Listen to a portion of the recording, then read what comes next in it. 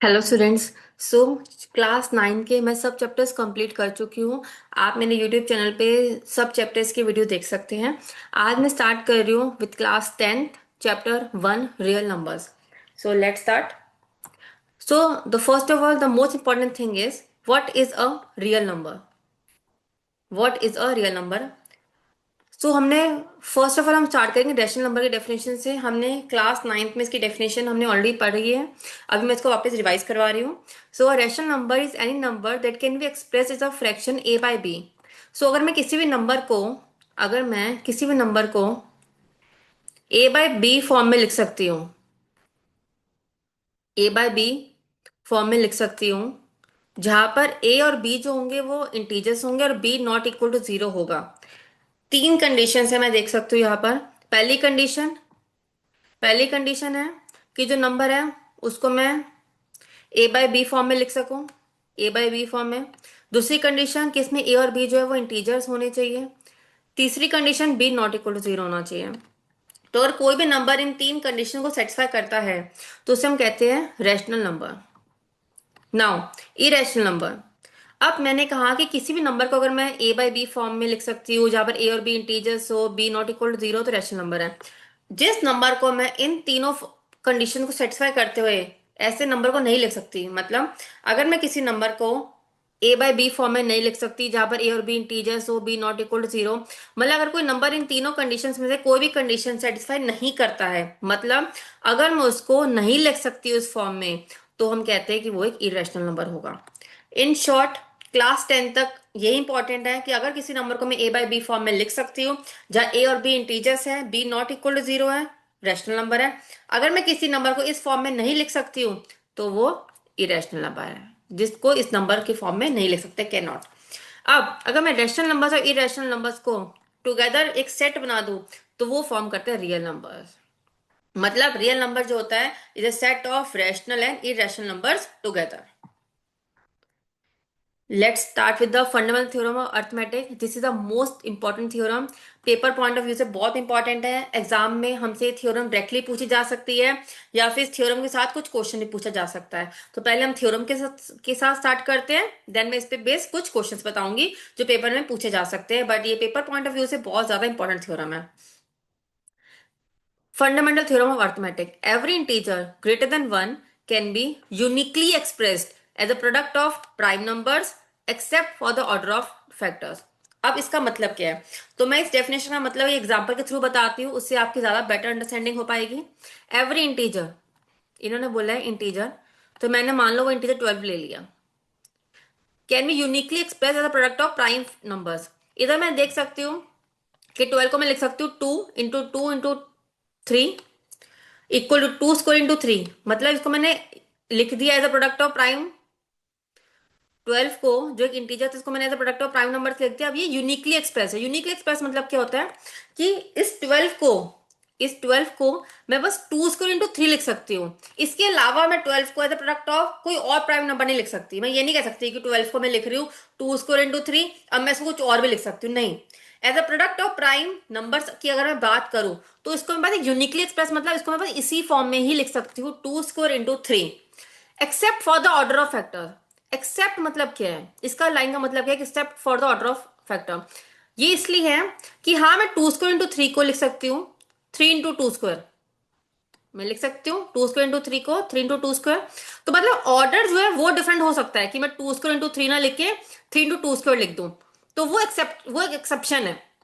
क्या मैंने order change कर दिया, मैंने 2 स्क्वायर इंटू 3 ना लिख के 3 इंटू 2 स्क्वायर लिख दिया, तो मैंने बस ऑर्डर चेंज करा, तो वो फर्क नहीं पड़ता। Uniquely express as product of prime number है कि इसमें जो 3 और 2 स्क्वायर है वो सेम रहेंगे। मतलब जो ये टर्म्स है 3 और 2 स्क्वायर ये सेम रहेंगे, चाहे इसको मैं 2 स्क्वायर इंटू 3 लिखूं, चाहे इसको मैं 2 स्क्वायर इंटू 3 लिखूं या 3 इंटू 2 स्क्वायर लिखूं। So every integer greater than 1 can be uniquely expressed. Uniquely express किया है मैंने, 2 स्क्वायर इंटू 3 लिखा है as a product of prime number. इधर मैं देख सकती हूँ 2 भी प्राइम नंबर है और 3 भी प्राइम नंबर है, एक्सेप्ट फॉर द ऑर्डर, मतलब ऑर्डर डिफरेंट हो सकता है। मैं इसको 2 स्क्वायर इंटू 3 लिखूं या 3 इंटू 2 स्क्वायर लिखूं। अब इस पे बेस हम कुछ क्वेश्चंस कर लेते हैं। तो क्वेश्चन है हमारा, कंसिडर कंसिडर numbers 4 की power n where n is a natural number मतलब एक नंबर है 4 की पावर n, जिसमें n कोई भी नेचुरल नंबर है। Check whether there is any value of n।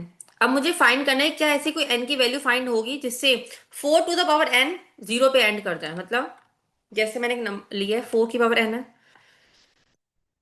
मैं n एक नेचुरल नंबर है, मैं n को 1 ले सकती हूँ तो ये 4 हो जाएगा, n को 2 लूँ तो ये 16 हो जाएगा, n को 3 लूँ मतलब 4 की पावर 3 लूँ तो 64 हो जाएगा। तो मुझे क्या बताना है कि ऐसी n की कोई भी पावर होगी जिससे मुझे कोई ऐसा नंबर मिल जाए, जिससे मुझे कोई ऐसा नंबर मिल जाए आगे जाके कि उसका जो एंड डिजिट हो वो जीरो हो। क्वेश्चन फिर से मैं समझा रही हूँ। हमें एक नंबर है 4 टू द पावर n, जहां पर n एक नेचुरल नंबर है, नेचुरल नंबर मतलब n 1 2 3 4 कुछ भी हो सकता है। मुझे बताना है कि n की ऐसी कोई भी वैल्यू क्या मैं ले सकती हूँ जिससे जो मुझे नंबर मिले उसके एंड में जो है जीरो डिजिट हो। मैंने n को 1 लिया तो 4 आ गया, क्या ये जीरो से एंड कर रहा है? नहीं। मैंने n को 2 लिया, 4 की पावर 2 16 आ गया, क्या ये जीरो से एंड कर रहा है? नहीं। मैंने n को 3 ले लिया, 4 टू द पावर 3 क्या होता है 64, क्या ये जीरो पे एंड कर रहा है? नहीं। तो मुझे बताना है कि क्या मैं n की आगे कोई भी ऐसी n को ले सकती हूँ 1 2 3 4 5 6, कोई भी ऐसा नंबर मैं n की जगह ले सकती हूँ, सोच दैट कि 4 टू द पावर n जो भी मुझे एक नंबर मिले वो जीरो पे एंड करे। तो इसके लिए एक रूल है, पेपर में ये क्वेश्चन बहुत कॉमनली आता है कि 4 टू द पावर n दे देंगे, 6 टू द पावर n दे देंगे, कोई भी नंबर देंगे उसके ऊपर में पावर n दे देंगे। तो ये क्वेश्चन पेपर में 99% ऑफ टाइम्स आता ही आता है। तो इसके लिए एक बहुत सिंपल कॉन्सेप्ट बताऊंगी, तुम्हें पेपर में अप्लाई करना है, ज्यादा हमें दिमाग नहीं लगाना है, बस एक कॉन्सेप्ट यूज करना है और हमें इसका आंसर मिल जाएगा। कैसे? A number can end with zero if and only if it has both 2 and 5 as prime factors. इसका मतलब क्या है? देखो, मैंने कहा कि अगर कोई नंबर क्या जीरो पे एंड करता है। अब जीरो पे एंड करने का मतलब क्या है? अब जैसे मैंने एक नंबर ले लिया, मान लो मैंने एक नंबर ले लिया 50, ये नंबर ये किस पे एंड कर रहा है? मैंने कोई भी एग्जांपल ले रही हूँ, अभी इसका इस क्वेश्चन से कोई लेना देना नहीं है। मान लो मैंने एक नंबर लिया 50, ये जीरो से एंड कर रहा है। अब जीरो से एंड कर रहा है, इसको मैं लिख सकती हूँ 5 into 10। मैं इस कॉन्सेप्ट के बारे में बता रही हूँ इधर, इसको मैं लिख सकती हूँ 5 into 10। ठीक है। अब 10, 10 देखा था, 10 को मैं कैसे लिख सकती हूँ 2 into 5। इसका मतलब है कि अगर कोई भी नंबर जीरो से एंड कर रहा है तो उसका 2 और 5 क्या होते हैं? एक प्राइम फैक्टर्स होने चाहिए। फिर बता रही हूं मैं, मैंने एक नंबर लिया 50, 50 को मैं लिख सकती हूँ 5 into 10। अब 10 के फैक्टर्स क्या होंगे? 2 और 5। 10 को मैं लिख सकती हूँ 2 into 5। तो मतलब अगर कोई भी नंबर जीरो से एंड करता है तो ये जरूरी है कि उसके प्राइम फैक्टर्स 2 और 5 होने चाहिए। तो वो ये कॉन्सेप्ट कह रहा है, अ number can end with zero if and only if it has both, दोनों के दोनों 2 और 5 उसके फैक्टर्स होने चाहिए, क्योंकि 2 into 5 10 होता है और तभी वो जीरो से एंड कर पाएगा वो नंबर। तो अब मुझे इस क्वेश्चन में कुछ नहीं करना।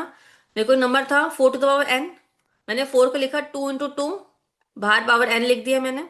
अब मैं देख सकती हूँ इसमें 2 तो इसका फैक्टर है बट इसका 5 फैक्टर नहीं है, तो मतलब वो जीरो से एंड नहीं करेगा, क्योंकि उस नंबर के फैक्टर्स 2 और 5 दोनों ही होने चाहिए। अगर बस 2 है या फिर बस 5 है तो वो जीरो से एंड नहीं करेगा, दोनों के दोनों फैक्टर्स होने चाहिए।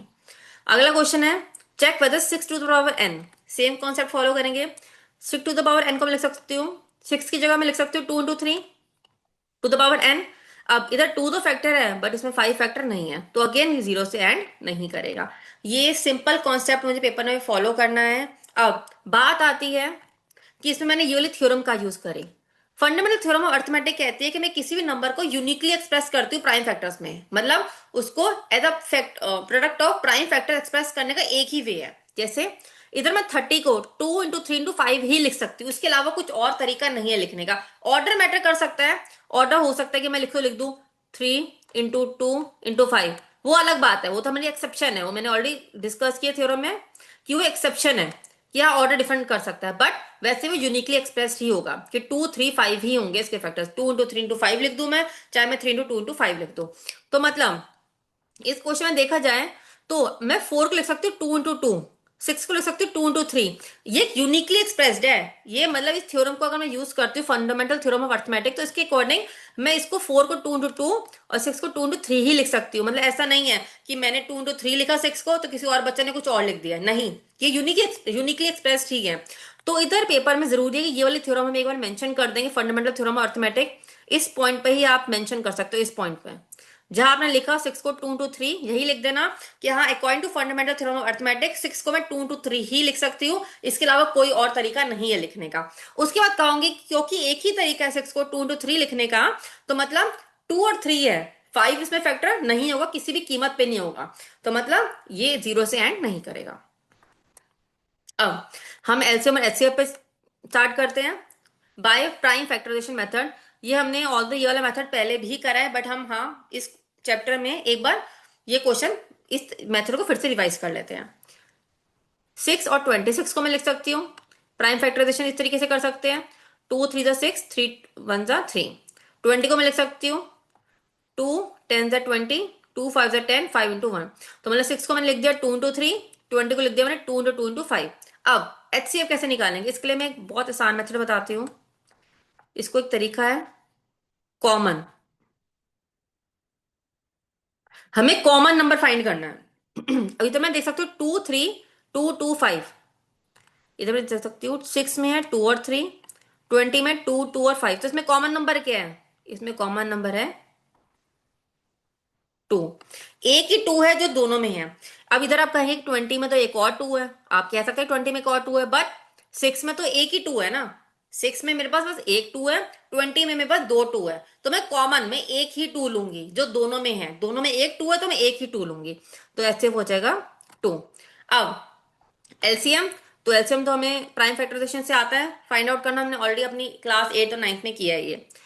2 3 6, 2 10 20, 2 3 3, 2 5 10, then 3 1 3, 3 5 5, 5 1 5 1।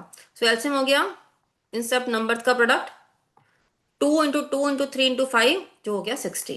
तो एलसीएम हो गया 60। अब हम ये क्वेश्चंस क्यों कर रहे हैं एलसीएम और एचसीएफ फाइंड आउट करने के लिए, पेपर में प्राइम फैक्टराइजेशन मेथड फॉलो करना, डायरेक्टली नहीं आएगा इनडायरेक्टली आएगा, कैसे आएगा मैं अब वो बताऊंगी आपको। एक बहुत इंपॉर्टेंट कॉन्सेप्ट है, यही पेपर में पूछा ही जाता है 1 मार्क्स या 2 मार्क्स में। स्टेटमेंट एचसीएफ और a of a b into LCM of a b equal to a into b, मतलब अगर दो नंबर्स है मेरे पास ए और बी, मैंने कोई भी दो नंबर लिए ए और बी, तो इनका जो प्रोडक्ट होगा वो इसके एचसीएफ और एलसीएम के प्रोडक्ट के इक्वल होगा। कैसे, देखो इधर मैंने दो नंबर है मेरे पास, ए ले लिया मैंने 6 और बी है 20, और बी है 20। अब ए इंटू बी कितना होगा देखा जाता हूँ, ए इंटू बी हो गया 6 into 20, जो इक्वल हो गया 120 के। हम्म। अब ये थ्योरम कहते हैं कि जो इन दो नंबर्स का प्रोडक्ट होगा वो इनके एचसीएफ और एलसीएम के प्रोडक्ट के इक्वल होगा। कैसे, अब मैं इनके एचसीएफ और एलसीएम का प्रोडक्ट ले लेती हूँ, एचसीएफ इंटू एलसीएम। एचसीएफ है 2 और एलसीएम है 60, तो 2 into 60 कितना होगा 120। तो मतलब अगर दो नंबर्स हैं उनका अगर मैं प्रोडक्ट लेती हूँ तो उनका जो प्रोडक्ट होगा वो उनके एचसीएफ और एलसीएम के प्रोडक्ट के इक्वल होगा। ये कॉन्सेप्ट हम आगे जाके यूज करने वाले हैं, पेपर में ये क्वेश्चन जरूर पूछा जाता है, तो ये कॉन्सेप्ट हमें उस क्वेश्चन में हमेशा साथ में लिखना पड़ेगा उसको सॉल्व करने से पहले। अब हमें एच से फाइंड करना है 96 और 404 का by prime factorisation method, hence find their LCM, मतलब पहले हमें इसका एच से फाइंड करना है। हेंस वर्ड बहुत इंपॉर्टेंट है। हेंस मतलब होता है, इस वर्ड का मतलब होता है कि इससे पहले जो मैंने क्वेश्चन किया है, मतलब जो मैंने एचसीएफ फाइंड किया इसको यूज करके ही एलसीएम फाइंड करना है। एलसीएम मुझे अलग से फाइंड नहीं करना है, ऐसा नहीं कि मैं एचसीएफ भी फाइंड कर रही हूँ एलसीएम मैं प्राइम फैक्टराइजेशन को यूज कर रही हूँ, नहीं। इन्होंने बोला कि जो एचसीएफ है वो प्राइम फैक्टराइजेशन मेथड फॉलो करो, हेंस एचसीएफ को यूज करके एलसीएम फाइंड करना है, एलसीएम को मुझे प्राइम फैक्टराइजेशन मेथड से नहीं करना। अगर मैं एग्जाम में एलसीएम को भी मैंने प्राइम फैक्टराइजेशन से कर दिया तो मुझे इसके मार्क्स नहीं मिलेंगे, क्योंकि हमें क्वेश्चन में बहुत क्लियर कट मेंशन्ड है कि हमें हेंस मतलब हमें एचसीएफ यूज करना है, इससे पहले वाला कॉन्सेप्ट यूज करना है। तो एचसीएफ हमें पता है कैसे फाइंड आउट करते हैं। 96 को मैं लिख सकती हूँ 2 into 2 into 2 into 2 into 3। 404 को लिख सकती हूँ मैं 2 into 2 into 101, इसमें कॉमन है, मैंने भी बताया था एचसीएफ मतलब कॉमन। इसमें देख सकते हैं इसमें दोनों में दो 2 कॉमन है, इसमें भी दो 2 है 2 into 2, इसमें भी दो 2 है 2 into 2, तो एचसीएफ हो गया 2 into 2 इक्वल टू 4। अब हमें एलसीएम फाइंड करना है बट एचसीएफ को यूज करके, क्योंकि एक हेंस वर्ड गिवन है हेंस। तो एचसीएफ इंटू एलसीएम इक्वल होता है प्रोडक्ट ऑफ नंबर्स, अभी हमने पढ़ा था कि एचसीएफ इंटू एलसीएम होता है product of numbers. H C F है 4, एलसीएम हमें पता नहीं है। प्रोडक्ट ऑफ नंबर्स, नंबर्स कौन से 96 और 404, 96 इंटू 404, तो एलसीएम कितना हो जाएगा 96 into 404 by 4, which is equal to 9696। मैं ये बात फिर से मेंशन कर रही हूँ कि अगर हमें एग्जाम में ये वर्ड गिवन है हेंस, मैं इस चैप्टर की बात नहीं कर रही हूँ, मैं किसी भी चैप्टर की बात कर रही हूँ, और किसी भी चैप्टर में कोई क्वेश्चन पूछा जाता है एग्जाम में और अगर हेंस वर्ड गिवन है, हेंस वर्ड मतलब है कि उससे पहला वाला जो भी क्वेश्चन है उसको हमें यूज करना है। आज का लास्ट क्वेश्चन, हमें एचसीएफ गिवन है 9, एलसीएम हमें फाइंड करना है। हमें पता है एचसीएफ इंटू एलसीएम होता है प्रोडक्ट ऑफ नंबर्स। अब एचसीएफ है 9, एलसीएम हमें पता नहीं है। प्रोडक्ट ऑफ नंबर्स, नंबर्स क्या है 306 और 657, इनका प्रोडक्ट हो गया। एलसीएम हो गया 306 इंटू 657/9, तो एलसीएम हो गया 22338। That's all for today's class. अगर आपके कोई भी क्वेरीज है तो आप कमेंट सेक्शन में अपना क्वेरी ड्रॉप कर सकते हैं। Thank you.